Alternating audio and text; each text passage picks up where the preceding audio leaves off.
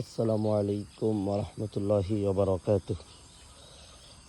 আলহামদুলিল্লাহ, ফজরের নামাজের পর সুন্দর এই প্রকৃতি দেখার সৌভাগ্য সাধারণত সবার হয় না, কারণ আমরা এখন ওয়েস্টার্ন কালচার হয়ে গেছি অনেকটা।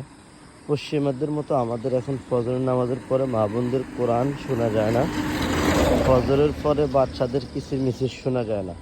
আমরা এখন মডার্ন টাইমে চলে আসছি। আমাদের ফ্যামিলি পরিবারবর্গ এখন ঘুম থেকে উঠে 9টা-10টায়।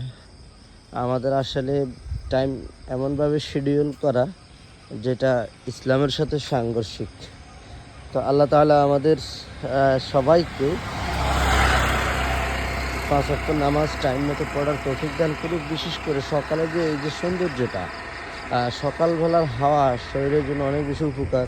সকালবেলা সম্পর্কে হাদিসে অনেক ধরনের ব্যাখ্যা রয়েছে। সেটা আসলে আমরা বিশেষ করে শহরে যারা আছে তারা তো মোটেই উপভোগ করতে পারে না, গ্রামে যারা আছে তারা উপভোগ করার সৌভাগ্য হয় আলহামদুলিল্লাহ। কিন্তু সেই ক্ষেত্রে গ্রামে যারা আছে তাদের মধ্যেও এখন এই প্রবণতা দেখা দিয়েছে যে ঘুম থেকে অনেক বেশি দেরি করে ওঠা, যদিও এটা ইসলামের সাথে সম্পূর্ণ সাংঘর্ষিক বিষয়। কারণ ফজরের নামাজ জামাতে পড়তে হবে, ফজরের নামাজ পড়তে হবে, মা বোনরা ঘরে নামাজ পড়তে হবে, এটাই হলো বিধান।